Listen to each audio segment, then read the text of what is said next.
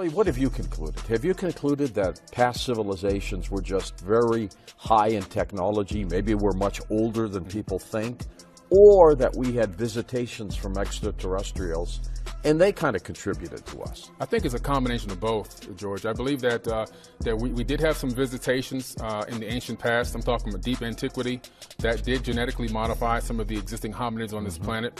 But I also even believe that further back before that initial visitation by the Anunnaki beings, that we may have already risen to a high level of civilization with prior people on this planet that could be our initial progenitors or our cousins, so to speak.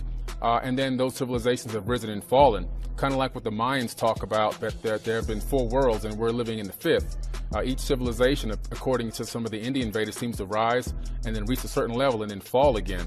And I think the Anunnaki came during a time where we had already fallen, and it kind of re-kick-started our civilization by, genetically modifying us and also adding some additional technology to this planet.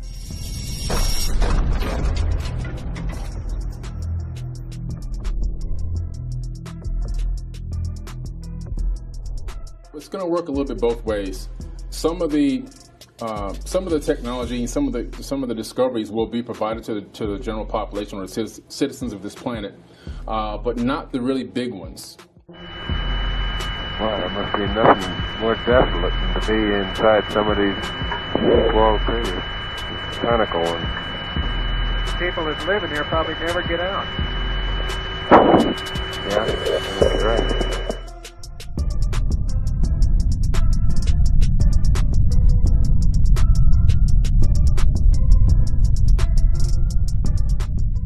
Travel around the world in the same 33rd degree parallel, you'll find other monolithic type structures that appear to have been used not just for what's there now, temples, but actually when you lift up the temples and look underneath them, you find megalithic structures like Baalbek, the stones of Baalbek that have been raised up several hundred feet and put into place. According to ancient texts, it appears that those were actually landing places for spaceships. They used to take off, and if you're in a spaceship, you need something to push off on, and it appears to be that those stones could have been something for that.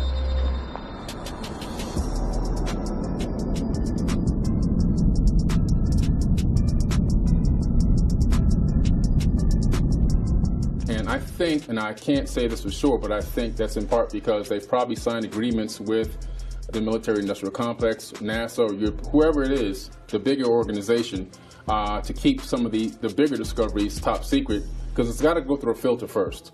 I mean, they just can't go out there and say, look, we found this entire civilization, all this technology laying around, look, everybody, it's going to go through a step-by-step process, and then the powers that be will then decide who gets access to what, who gets a chance to see what. Overall, the private industries will profit significantly from this, and I think that the citizens of the world will be spoon-fed a little bit at a time.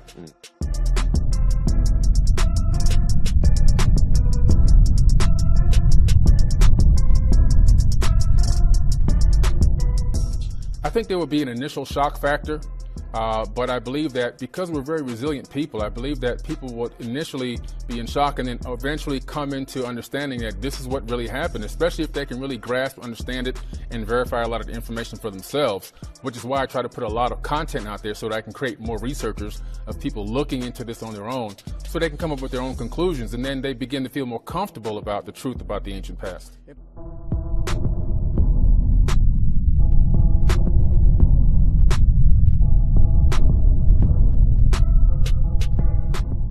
I feel that NASA is using private space and private industry as a cover-up.